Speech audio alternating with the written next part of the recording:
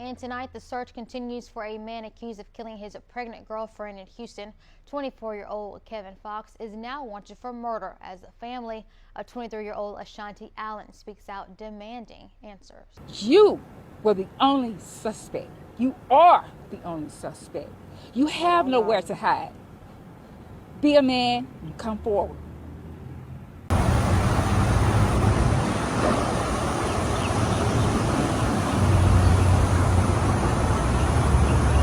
Her mama's phone lit up Friday morning with a message that said her daughter was leaving and not coming back. No goodbye. No phone call. Just a text. And the moment that family tried to track her phone, it led them straight to him. Now let me tell you something. That text didn't sound like Ashanti.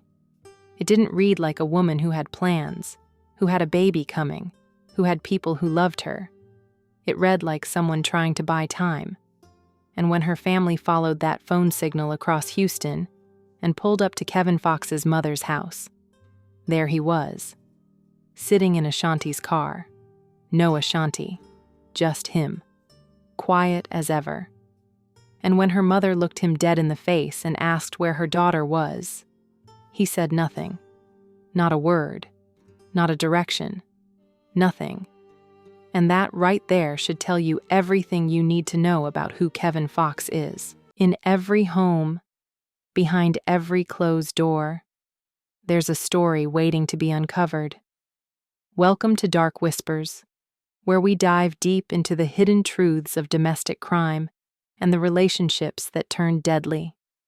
If you're drawn to real stories, powerful insights, and the shadows most people avoid, you're in the right place. Subscribe now and step into the whispers they never wanted you to hear. Ashanti Allen was 23 years old and 8 months pregnant when she disappeared from Houston, Texas. 8 months. Her baby was practically here. She had people who loved her, a mother who would have moved mountains for her, and a whole life that was supposed to be expanding, not ending. She was in a relationship with 24-year-old Kevin Fox. He was the father of her unborn child, and by all appearances, they were two young people about to bring a baby into the world. But what was happening behind the relationship was something Ashanti's family says they didn't find out about until it was already too late. Because here is what the court documents say about Kevin Fox. And I need you to stay with me here because this part matters. In 2019, Kevin Fox was charged with aggravated assault with a deadly weapon. Not a small charge. A weapon was involved. He got deferred adjudication, which means he avoided a conviction at that time. But the record was there. His name was in the system. And then, while that case was still working itself out, he picked up another assault charge. A different woman. A whole separate incident. That second charge was eventually dismissed when he was finally convicted on the first one. And he served 2 years in prison. 2 years. He did the time and came home. And when he came home, he found his way to Ashanti Allen. Now, Ashanti's mother has said plainly that she did not know any of this history. She didn't know about the 2019 charge. She didn't know about the second assault. She didn't know any of it, because nobody told her. And she has been clear. If she had known, Kevin Fox would never have been allowed anywhere near her daughter. Period. But she didn't know. And Ashanti didn't know. Or if she did, she may not have known just how deep that pattern ran.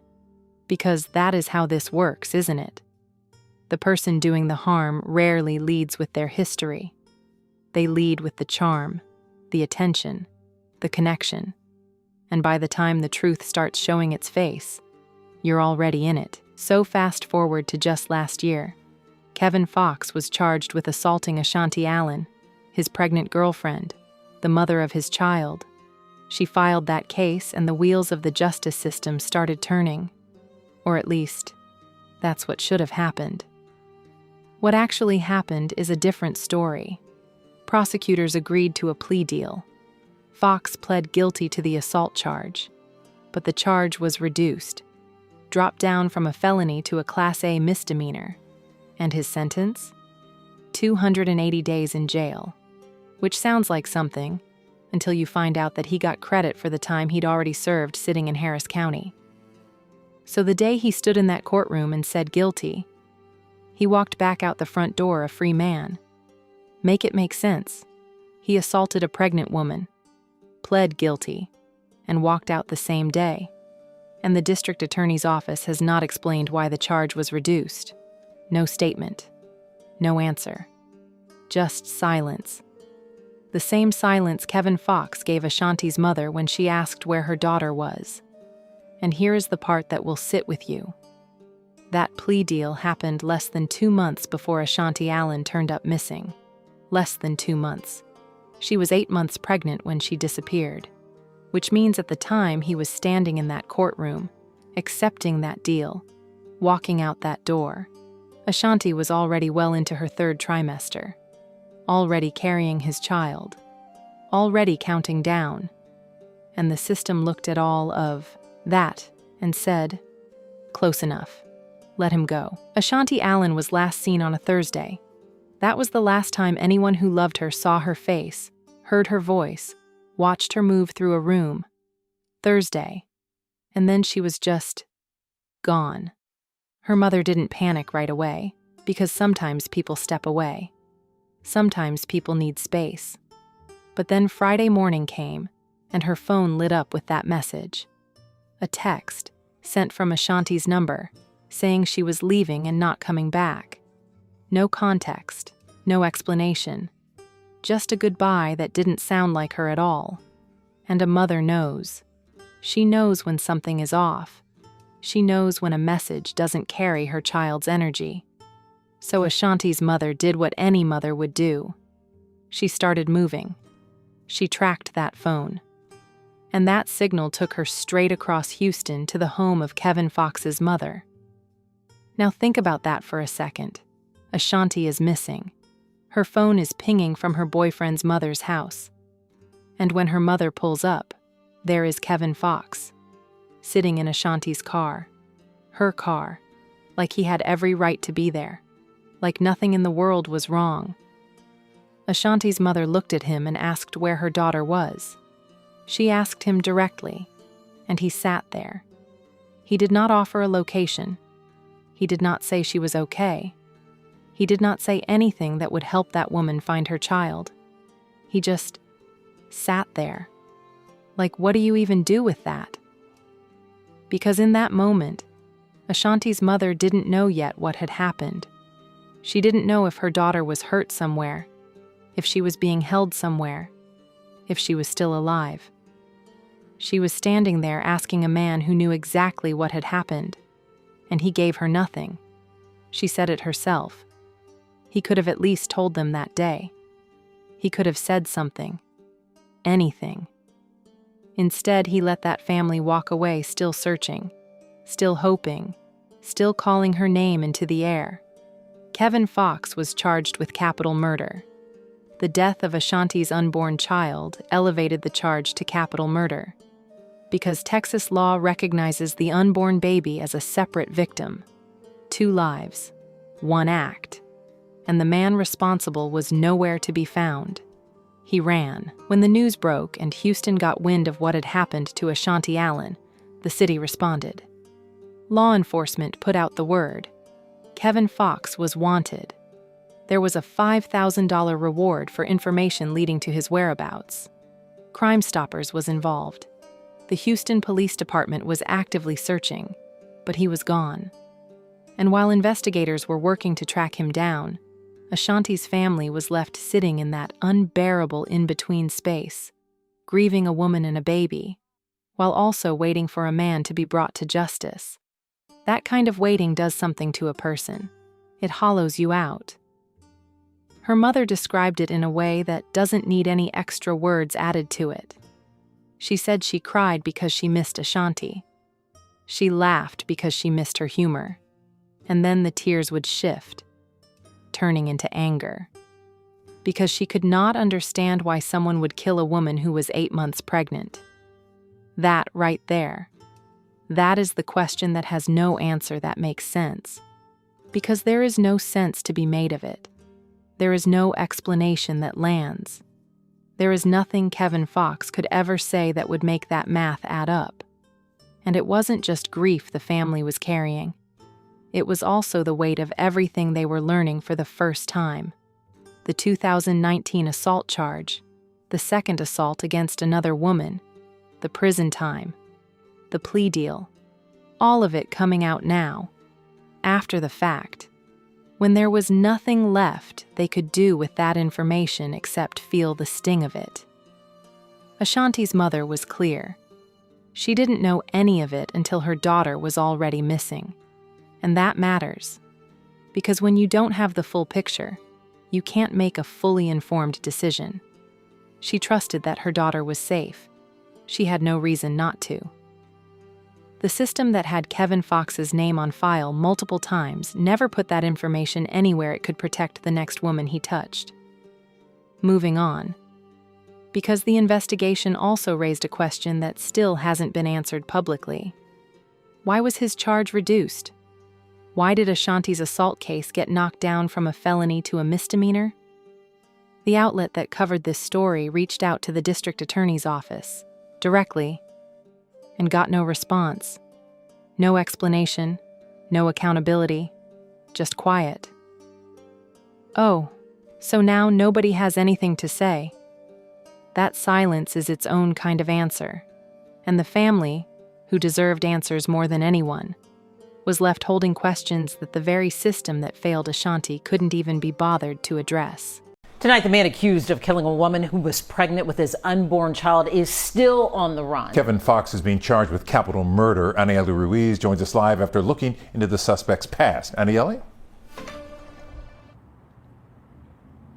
Well, 24-year-old Kevin Fox pled guilty to assaulting Ashanti Allen less than 2 months ago, right before he allegedly killed her. The troubling part for victim advocates is the same day he took the plea deal, he walked out free. Tonight, the search continues for 24-year-old Kevin Fox, now charged with the murder of 23-year-old Ashanti Allen, the mother of his unborn child. Her family speaking with us. I cry because I miss her. I laugh because I miss her little humor. And then my tears start turning to anger. Anger because they can't understand why someone would kill a woman who was 8 months pregnant. That was your girlfriend. She loved you. Yes.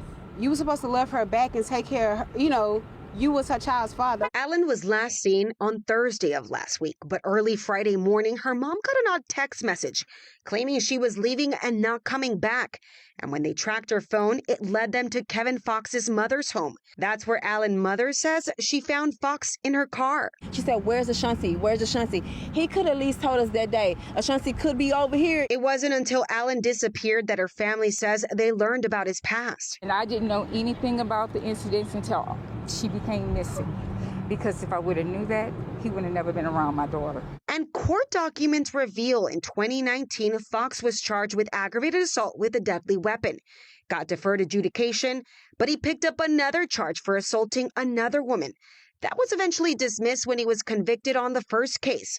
He served 2 years in prison, but in Ashanti Allen's assault case filed just last year, prosecutors agreed to a plea deal. He pled guilty to the assault charge. However, it was reduced from a felony to a Class A misdemeanor, and he was sentenced to 280 days in jail. Fox then got credit for time served while he was in Harris County. There's a lot of questions, and certainly Ashanti's family deserves answers. Now those same questions remain as her family waits for justice. You have nowhere to hide. Be a man and come forward. With Kevin Fox still out there, the family did what they had left to do. They spoke.